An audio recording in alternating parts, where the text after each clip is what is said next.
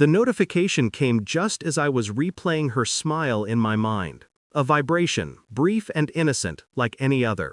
The group chat name blinked on my screen. The bridesmaids, lock, puss. Her message appeared first. LOL, his proposal was so cringe. Thank God I said no. The words didn't register at first. My eyes moved, but my brain stayed still. Then it hit. The static behind my ribs, the silence between heartbeats. I stared at her message, still blue-ticked, still fresh. She hadn't realized I was in the group. The ring box was still on the table beside me, the one she'd said yes to, publicly, tearfully, dramatically, the one she'd posed with for her Instagram story. I felt my throat tighten, but I didn't move, didn't breathe. Someone in the chat reacted with laughing emojis. Another typed, "Finally, girl, you did not." And then, her again. I panicked. It was too much, too fast. He's just too much. My thumb hovered over the keyboard. For a second, I thought about closing the app, pretending it was all a misunderstanding. But no. Instead, I typed back, just 5 words. Dodged a bullet, apparently. Then I hit send. The typing bubbles froze, then disappeared. The room stayed silent for a long time after that. By evening, the messages were deleted. But screens remember things people try to erase. I didn't rage. I didn't scream.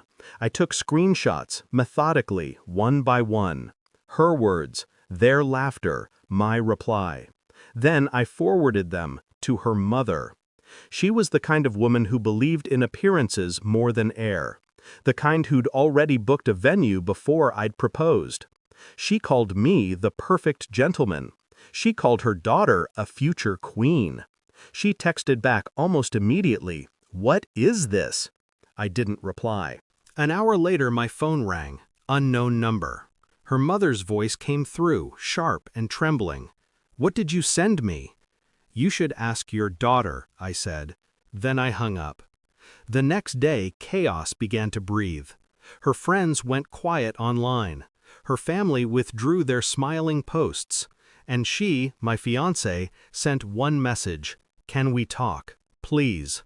No punctuation after please, just desperation. I agreed. We met at the cafe where I'd first told her I loved her. She wore the same coat she had then, but her confidence was gone, like color drained from an old photograph. She sat down across from me, eyes swollen, mascara trembling. "I didn't mean it," she whispered. I stirred my coffee. "Which part?" She looked up, startled. "You have to believe me. It was a stupid joke. They were teasing me." I cut her off with a look. Just one. Cold. Precise. The kind that says, "Stop lying." Her voice cracked. "I didn't know you were still in the group. I thought—" "You thought I'd never see who you really are." Silence. Heavy. Suffocating. People around us kept laughing, sipping, living. We sat inside a dying moment. She reached for my hand. I pulled it back. "Your mother called," I said.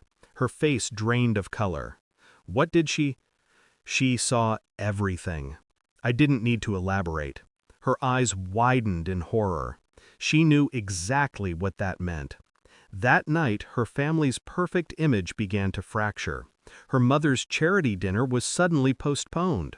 Her father, a stern, old-world businessman, removed her photos from his company's gala webpage. And her friends? They scattered. The digital laughter that once filled her world now turned on her. Screenshots spread. Comments turned cruel. Fake, they called her. Attention addict. Cold. She tried to call me again. Then again. Then a third time. By the fourth, I answered. "Why are you doing this?" she sobbed. "I'm not doing anything," I said quietly. "I'm just not protecting your image anymore." The line went dead. Days passed. Weeks, maybe. Her world kept unraveling, and I stayed silent, detached, watching from a distance as her curated life collapsed like glass under pressure. But the truth is, silence isn't peace. It's an echo chamber. Every night, her laughter still played in my head. The same laughter that used to mean love, now meaning cruelty.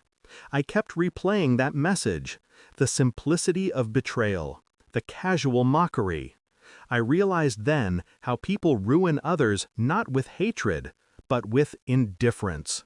I had loved her completely. She had loved the idea of being adored. And that difference was fatal. The final message came unexpectedly. Her number. No greeting, no apology. Just, "Mom isn't speaking to me. Dad said I embarrassed the family. Are you happy now?"